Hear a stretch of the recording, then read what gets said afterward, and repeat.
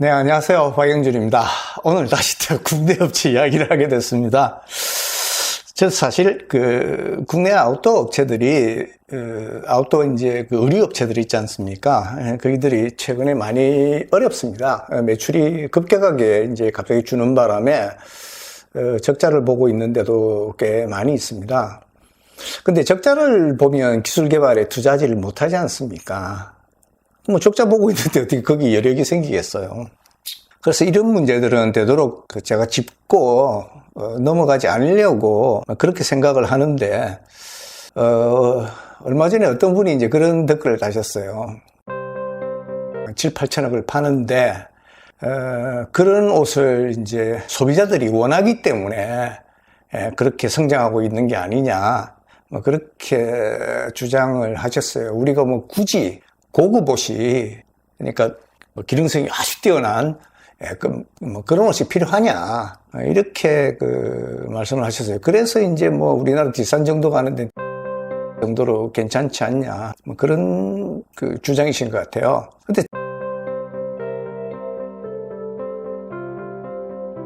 그 회사의 그 웹사이트를 한번 들어가 보세요. 거기 등산용품 파는 회사가 아닙니다. 아웃도어 흉내를 낸 캐주얼을 파는 곳입니다. 그래서 이거는 일종의 캐주얼 패션 회사라고 보는 게 맞다, 저는 그렇게 생각을 합니다. 근데 뭐 어쨌든 그 옷을 아웃도어에서도 입을 수는 있기 때문에 아웃도어 업체로 분류한다 그래서 제가 거기에 대해서 특별하게 이의를 제기하지는 않겠습니다. 근데 마치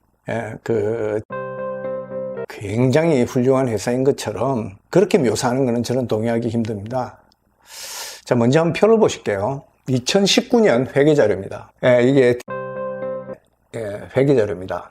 이걸 보시면, 자, 2019년에 매출이 8,800억입니다.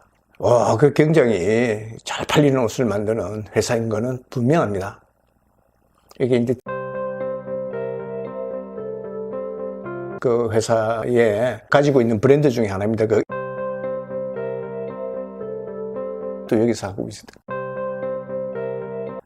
근데 여기 밑에 영업이익을 한번 보십시오. 영업이익이 무려 1,590억 원입니다. 이익을 굉장히 많이 남기는 거죠. 이게 어느 정도 규모의 이익인 줄 아세요, 혹시? 삼성전자의 영업이익률이 15%입니다. 전 세계에서 최고의 하이테크 기업 중에 하나인 삼성전자의 영업이익률은 15%입니다. 근데 이 회사의 영업이익률을 한번 보십시오. 17.9%, 약 18%입니다. 삼성전자보다 더 많은 회사입니다. 도대체 뭐지? 이 회사가 어떻게 영업이익을 이렇게 많이 내지? 이상하지 않습니까? 하이테크 기업이 아니지 않습니까? 그러면 뭐 패션 기업이라고 해서 뭐 그렇다고 봅시다. 그러면 뭐 그렇다고 가정을 해보죠. 자, 당기순이익 한번 보십시오. 순이익률이 13.4%입니다. 13.4%. 그러니까 당기순이익이 1,184억이 났어요, 이 회사가. 2019년 12월 말로. 그런데 잘 아시죠? 명품 기업 프라다. 프라다의 순이익률이 어느 정도 되는 줄 아세요? 6.5%입니다. 2배 정도 순이익률이 높은 겁니다. 프라다의 영업이익률은 아까 이 회사의 영업이익률이 17.9%, 약 18% 된다고 그랬지 않습니까? 프라다는 10%입니다. 그러면 마진을 엄청나게 붙였다는 말이 되겠죠. 자, 그거를 실제로 어느 정도 소비자들에게 덤태기를 씌우고 있는지 제가 한번 보여드리겠습니다. 뭐 자료들이 여러 가지가 있는데 뭐 간단한 것만 하나 보시죠. 자, 여기서 나오는 비교하기 좋은 게 이런 것들이니까 여기 패딩이 있습니다. 다운 쇼패딩입니다. 이름은 이제 반슬리 남성 RDS 무슨 뭐 다운 쇼패딩 뭐 이렇게 되어 있습니다. 자, 이 가격이 29만 9천 원입니다. 30만 원 정도 되죠. 이야, 비싸죠? 예. 그러면 다음 자료 한번 보시겠습니다. 자, 그 밑을 상표 팍 보면 이렇게 되어 있습니다. 유로피언 다운, 이런 식으로 해놨습니다. 유로피언 다운.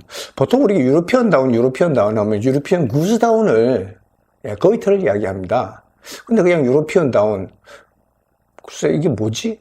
그 밑에 보니까 다운 함량이 80대 20으로 돼 있어요. 80대 20은 보통의 다운 제품들은 보통 90대 10 정도 됩니다. 90대 10은 이제 그 앞쪽의 숫자, 큰 숫자는 그게 솜털의 퍼센트를 이야기하고 뒤쪽은 깃털의 퍼센트를 이야기합니다. 근데 깃털의 퍼센트가 많아지면 많아질수록 보온력은 떨어지고 깃털이 잘 빠져나옵니다. 80대 20인 것 같으면 일단 아웃도어용에서는 이런 정도의 그 함량비를 찾을 수가 없습니다.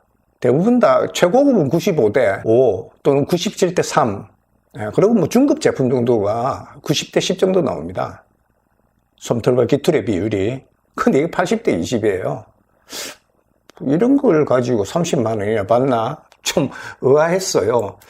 근데 도대체 이게 어떻게 된 거지? 이제 이렇게 저는 이제 생각을 했죠. 그래서 자료를 조금 더 이제 살펴봤습니다. 이거 한번 보시죠. 아주 조그만하게 위쪽에 오리 솜털요. 쉽게 말씀드리면 거의 털도 아니고 오리털 집어넣은 겁니다. 그러니까 보통 다운에는 우리가 필파워라는 걸 표시하거든요. 아예 필파워가 안 적혀 있어요. 그런데 이거를 무려 30만 원을 받는 겁니다. 소비자들은 이런 내용을 모릅니다. 소비자들은 몰라요. 제가 이런 동영상을 만드는 이유는 소비자들에게 그런 정보를 알려드리기 위해서 만드는 거예요.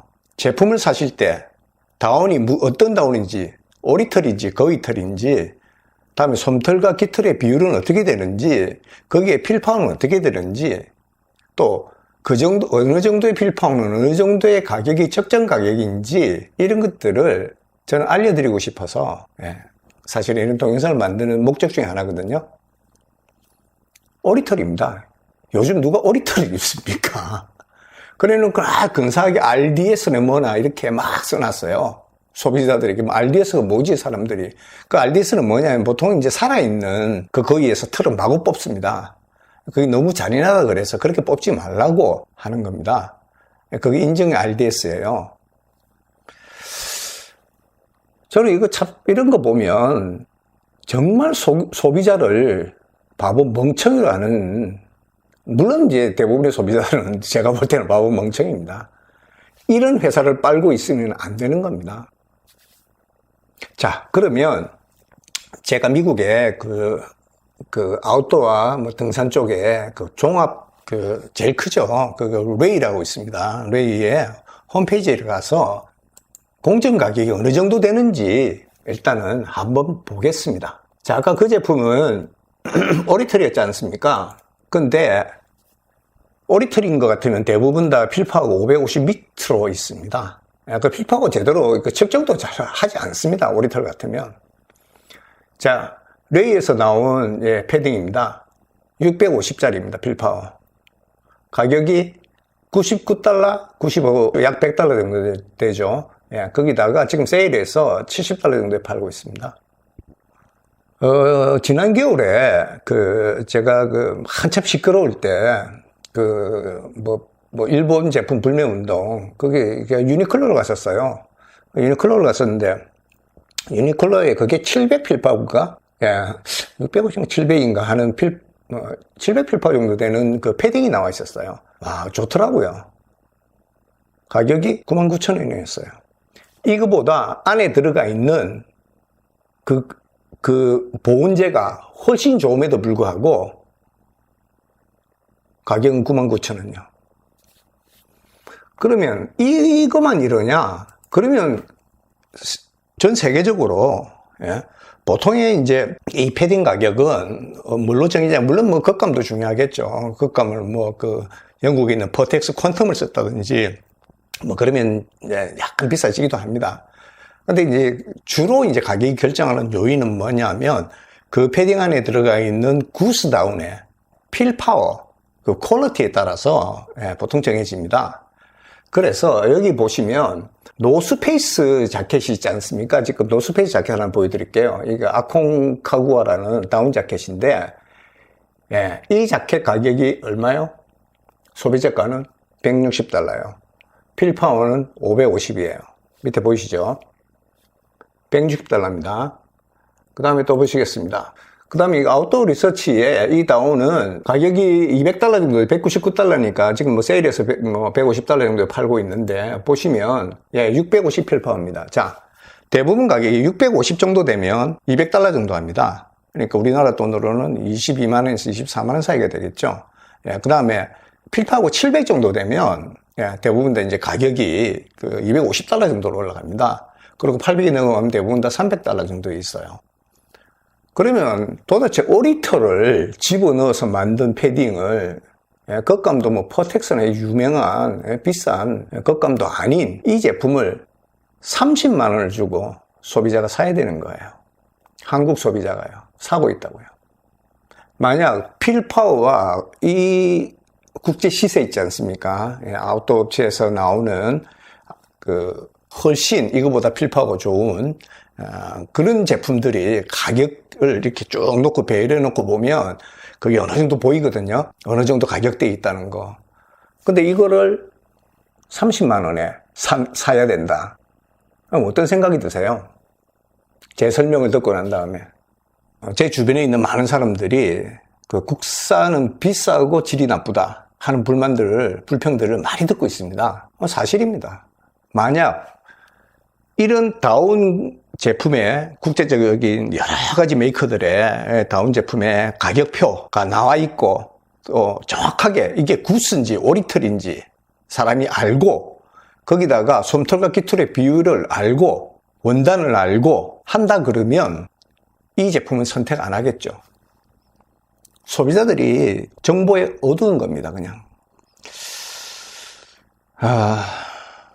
이런 이야기들은 제가 수도 없이 사례를 들어서 말씀드릴 수 있습니다. 제 동영상에 오셔서 뭐 국산도 좋고 뭐 국산 업체가 국내에 지금 잘하고 있기 때문에 국내 소비자의 그 욕구나 요구에 잘 부응해서 제품을 만들기 때문에 저기 회사도 커지고 돈도 많이 벌고 있다. 이렇게 평면적으로 판단할 수 없습니다. 제품의 전반적인 퀄리티가 다 떨어짐에도 가격은 굉장히 비쌉니다. 우리나라 업체들의 그 뭐랄까요? 치부랄까요? 그걸 들춰내기는 정말 싫은데 생각을 제가 달리 먹었습니다. 바뀌어야 됩니다. 그리고 소비자들이 교육이 돼야 됩니다. 정보를 아셔야 돼요. 세계적으로 이 정도 제품에 이 정도 퀄리티에 제품이 어느 정도 가격을 주는 게 적정 가격인지 누가 나와서 눈밭에서 입고 뛰어다니니까 사람들이 뭔지 모르고 가서 그냥 살 뿐이에요. 주로 이제 이 젊은 애들이 많이 입습니다. 그 젊은이들은 사실은 등산을 하는 사람들도 아니고, 뭐 젊은이들이 뭐 20대는 거의 등산 안 하죠. 30대 조금씩 등산을 하는 편인데, 20대는 등산이 굉장히 작습니다. 그래서 등산 그 제품이나 또 아웃도어 제품에 대한 그 기술 지식이 굉장히 부족해요. 그러니까 이런 사태가 나는 겁니다. 익스피디션 하니까 이게 마치, 그 원정을 가서 북극을 원정 가든지 또는 뭐 저기 에베레스트 원정을 가든지 히말라야 원정을 가서 입는 옷처럼 그렇게 느끼지만은 그거하고는 전혀 상관이 없는 익스피디션이라는 말을 쓰고 있습니다. 그 저는 글쎄 이 회사에 대해서 뭐라고 말씀을 드려야 될지 모르겠지만 그냥 저는 안 삽니다. 저는 눈탱이 맞기 싫거든요. 다음 시간에는 뭐 그래도 우리나라 업체들이 저는 살아나길 바랍니다. 뭐 이 업체 말고요.